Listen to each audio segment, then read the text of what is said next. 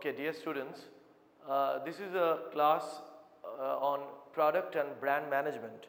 The basic objective of this particular lecture is to equip the students in understanding how the product based competition is ascertained or rather apprehended, and on the other hand, the other objective of this particular class is to have an understanding of how brands are managed, what are the basic parameters beyond which the marketer can probably think about managing the brand and so on. So at the first, I will first try to have a look into the issues relating to product management. We have an understanding that probably a product in its own category compete with another product in the same category. Take for example, Coca-Cola, a cola based drink probably competes only with another in the same category of cola, which is Pepsi. But that is not always true, because sometimes probably consumers might think about looking beyond cola, and so the domain of competition gets increased beyond the category, and when it goes beyond the category, probably the large number of soft drinks come within the purview of that particular domain. And once you incorporate all the soft drinks, the form category of competition gets expanded into a category based competition. It doesn't stop over there. Even within the category, sometimes probably there can be issues of competition beyond that. For example, a consumer might think in a hot summer afternoon to look beyond soft drink. For example, he might think about issues relating to fruit juice, issues relating to mineral water, he might think about iced tea, iced coffee, lassi, or for that matter a sharbat from a nearby store. Even it can be beyond that, for example coconut water. So we include the entire category of beverage within the scope of that particular competition.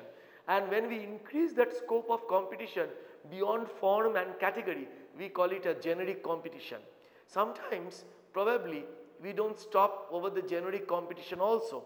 Take for example, you have 10 rupees in your pocket and probably you would like to take your daughter for a stroll in a park in the evening, and you have 10 rupees to spend on your daughter. Imagine how many vendors are there around the park who will be waiting to have a grab at that 10 rupees inside your pocket. For example, there can be a Monjini's shop that sells tidbits at around 10 rupees. There can be an ice cream vendor that sells ice cream for 10 rupees. There can be the bhel puri wala and the pani puri wala sells stuff at 10 rupees, or there can be people who sell samosas or that kind of a stuff for 10 rupees. So when you look into that particular 10 rupee structure, probably the expansion of competition goes beyond the form, category and the generic structure. The reason why we talk about this particular type of orientation is that there can be a scenario where a person walk into a jewelry showroom to buy a jewelry, but might walk out of that showroom buying a Rolex watch, or for that matter a luxury pen, or for that matter a luxury mobile phone like Vertu or Tag Heuer and so on. That is one of the main reasons why we find this kind of watches or this kind of mobile phones or this kind of luxury pen, fountain pen being sold alongside costly jewelry in shops like PC Chandro or BC Shen and so on and so forth. The other aspect of product management deals with issues of how do you manage the product portfolio. How do you manage a product portfolio? As we all know that product portfolio comprises of product line and product width and probably the depth of the product. Now when you look into this product line management, we must talk about issues like extending the product line vertically upwards or vertically downwards. We might think about line filling, and we also might think about pruning the line as and when it is necessary. When you think about vertically extending the line, probably it is because of the aspiration of the marketer to look for catering to the upwardly mobile clientele in the market. For example, you might be thinking about selling a particular type of product, say Nirma, and then probably you might think of going upward and selling a Nirma, Super Nirma, so on and so forth. you are selling Nirma to a lower category of consumers, and probably with Super Nirma you might try to attract the higher end of the market. Similarly, there can be issues where a particular brand which was already present in the high end of the market, for example Samsonite selling American Tourister in the low end of the market, Titan selling products at the high end of the market, launching Sonata for the same reason, catering to the low end of the market, Pantaloons talking about, or rather catering to the high end of the market, and then probably coming down and offering Big Bazaar in the low end of the market. Now these are examples of downward expansion of line, or rather the upward expansion of line, where you start at the lower level and continue to rise up. These are simply because of the aspirations of marketer to cater to different segments in the marketplace. There can be another way of looking at it when you look into how the segments within the market expand and gaps get created in between. For example, the social classes in terms of demographic parameters earlier were confined to lower income group, middle income group and higher income group. But as time went on, probably these classification got extended, and today when you look into these income classification in the social class, it is much beyond these three categories. You may think about lower, you may think about lower middle, you may think about middle, you may think about upper middle, you may think about the upper class, and you may also think about the premium layer. Now when you look into these kind of parameters, probably the reason why I am saying this is that earlier Maruti was selling Maruti 800, Zen and Maruti Esteem in the three distinct categories. But probably as the classification got expanded and you have gaps getting created in between, Maruti had to pack those gaps with products in between. That is one of the reasons why you have such a large number of hatchback variants that Maruti has offered in the middle segment of the market. For example, you have Ritz, you have Swift Desire, you have Star, you have Estilo, a whole range of products in that particular middle range, which probably talks about the premium hatchback segment, talks about the normal entry level hatchback segment, talks about all those variants, that probably the reason why these gaps got created. There is another very interesting issue about pruning the line. Why do you need to prune a line? You need to prune a line when a product in that particular line probably becomes bad, probably becomes an extra baggage on your shoulder, and you need to get rid of that particular baggage in order to ensure that your profitability is not getting or taking a beating. Is the same reason why many of us, human body, any organ getting damaged, we get rid of the appendix, we get rid of the gallbladder, because we don't need that to affect the rest of our body. Similarly, in the marketplace also, the marketer thinks about identifying those extra baggage and prune the line. Now, when you prune the line, quite obvious reason might be you're thinking about that probably you prune the line where a product or an item in that particular line has already fallen sick. The area where I would like to draw attention of the student in this regard is that it is not always because of the inherent qualities of a product that the product becomes sick. It is not always because of the bad performance of the product that the product becomes sick. It might be because of the reason that the product not been looked after or taken care of. The product has been a very good product inherently, but probably it has not been well looked after and well taken care of, as a result of which probably the product has fallen sick. What I am trying to say is that what we often ignore is the role of organization structure in ensuring the better profitability and efficient management of a product, which many of the students ignore and probably do not look into or take care of. One reason why you prune the line is sacrosanct. That is that the product is bad, wrong product, bad performer, and so obviously as a marketer you need to get rid of it. But there can be another very pertinent reason why a product might become bad. The other reason why a product might become bad is simply that the marketer has not identified two different line of action. So probably a consumer good find not fitting into the normal line structure of the organization. Let's take an example. Let's take an example where you have a pharmaceutical company, and this pharmaceutical company suddenly introduces a toothpaste into the market. So obviously, where do you go to buy a toothpaste? You go to buy a toothpaste in a normal retail shop. You don't go to buy a toothpaste in a medicine shop, in a pharmaceutical shop. And this pharmaceutical industry make sure that it has medical representatives, and what is the basic objective of these medical representatives? They will be calling upon the doctors, they will be making a visit in the medicine shops, because that is where their bread and butter lies. That is what ensures them career development, that is what ensures them career growth, that is what ensures them promotion.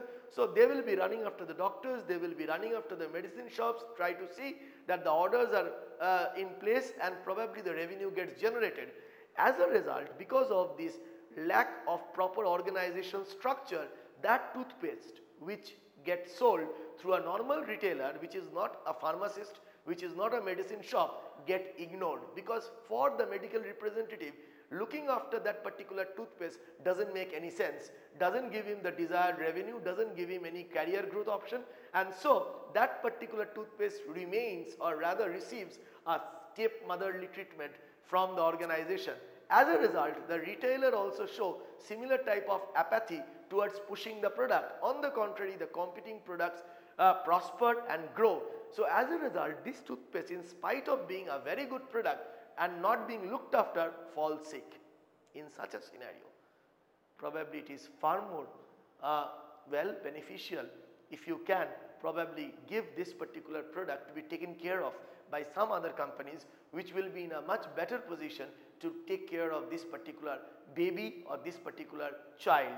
What I am trying to say is not that in the pharmaceutical industries you do not have examples. You do have many examples like Glaxo, you have examples like Johnson & Johnson's, who probably right on the top, they divide the organization structure into two. One that is a pharmaceutical division, the medicine division, and the other one that looks after the consumer product division. So once you divide the structure right on the top, you do not find any conflict between the two. You do not find any incompatibility of the products not to fit into one segment and the other not to fit into other segment. Both the segments are individually, mutually exclusive, and so they are being looked after properly, and the products that flows down through that system are taken care of in a proper manner. The whole issue of product management, I leave it at this particular juncture. Let me now turn my attention towards the issues relating to brand management, brand image makeover, and such other issues. Now when we talk about brand management and brand image makeovers, let me talk about or start my discussion from the issue of brand extension. Let me start my discussion from issues like umbrella branding and family branding.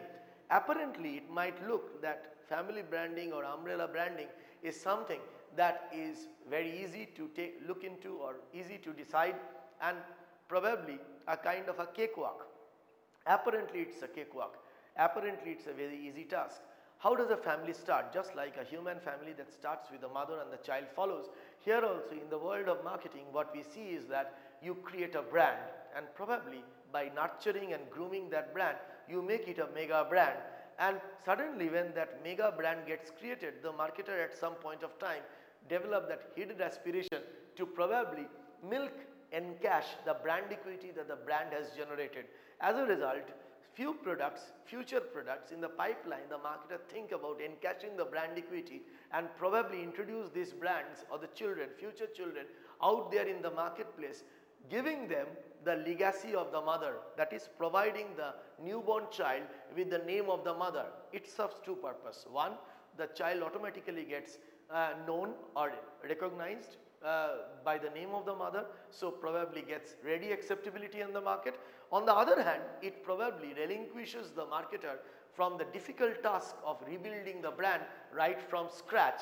So as a result, when this particular kind of family branding or umbrella branding gets introduced into the marketplace, probably it's a kind of milking the brand equity of the mother.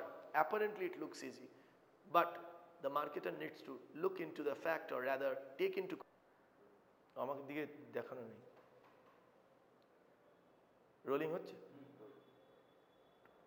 consideration of issues like, say, for example, the image of the mother and child. That is, what I am trying to say is that the marketer needs to look into the fact that the image of the child and the mother doesn't come into conflict with each other.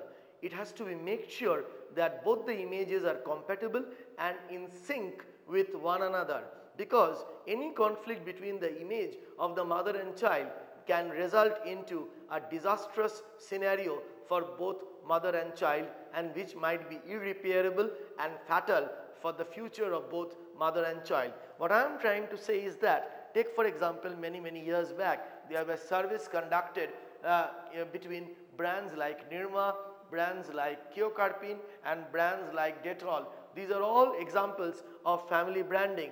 Remember, Nirma, which started at the low end of the market, suddenly developed aspirations of catering to the high-end consumers by offering Super Nirma.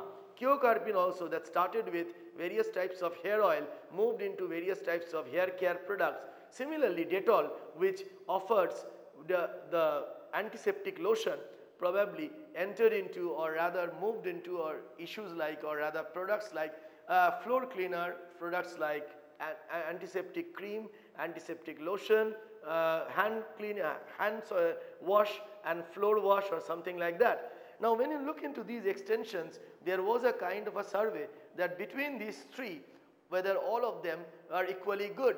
Surveys across the city of Kolkata revealed that while Dettol brand extension and Kyokarpin brand extension was spot on, but in case of Nirma, there was a kind of a wrong perception and image regarding whether the Nirma toilet soap, into which that particular brand Nirma got extended to, is in tandem or is in sync with the image of Nirma detergent powder.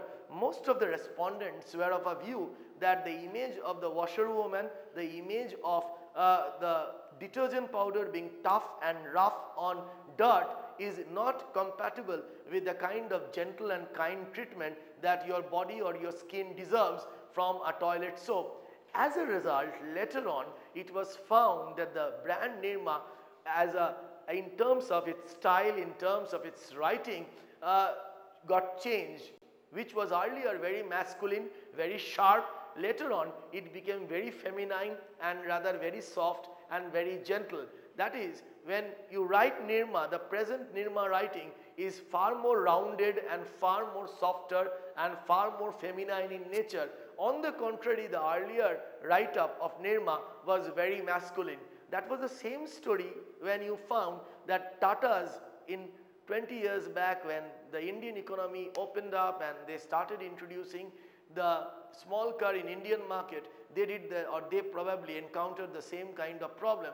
The problem of whether the image of selling heavy vehicles will go down well with the Indian consumers once they introduce the small car, that is India's car, Indica, into the Indian market. That was the first time Tata's had to take a call on how to make a kind of a brand image makeover. I am now talking about how do you make this makeover. It is a long process, it's a very patient way of making those makeover. For example, since January 2011, Starbucks is going through the same issues globally, because since January 2011, Starbucks decided, a global chain decided not to sell coffee only, but also to sell tea under the same banner. As a result, they had to go through that image makeover process right from January 2011. Similarly, Tata's had to change their logo. The old Tata logo, which was very masculine, that reminded of a masculinity, probably is far more toned down, far more feminine and far more roundish in nature, the way you look into the Tata logo in today's Tata vehicles. Let me also talk about how do you manage these image conflicts from a different platform. Let me give you some more examples. Let me talk about how do you do it.